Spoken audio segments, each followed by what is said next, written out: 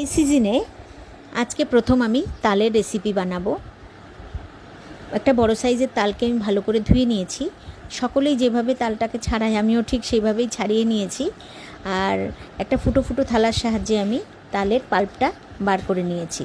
আপনারা অনেকে জুসও বলেন, সেটাই আমি বার করে নিয়েছি পুরোটাই। এবার একটা ফ্রাই প্যান ইউজ করেছি এখানে। ফ্রাই প্যানটা যেহেতু আমার ডিপ আছে আর একটু বড় সাইজ, সেহেতু আমি ফ্রাই প্যানটা ব্যবহার করেছি। পুরো তালের পাল্পটা আমি ফ্রাই প্যানে দিয়ে লো টু মিডিয়াম আঁচে বারবার নাড়তে নাড়তে তালটাকে আমি জাল দিতে থাকবো। এদিকে একটা বড় সাইজের নারকেলকে দুধ দিয়ে ভালো করে পেস্ট করে নেব মিক্সিতে। অনেকে চাইলে শিলেও বেটে নিতে পারেন।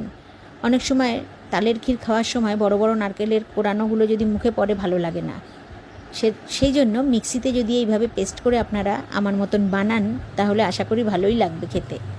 এবারে ভালো করে বেশি করে দুধ দিয়ে নারকেলটাকে ভালো করে বেটে নিয়েছি।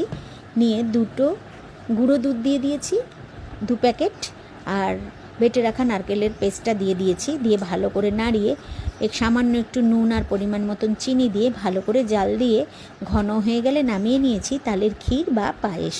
আজকে রুটি দিয়ে এটাকে সার্ভ করে দিয়েছি, খুবই ভালো লাগবে খেতে।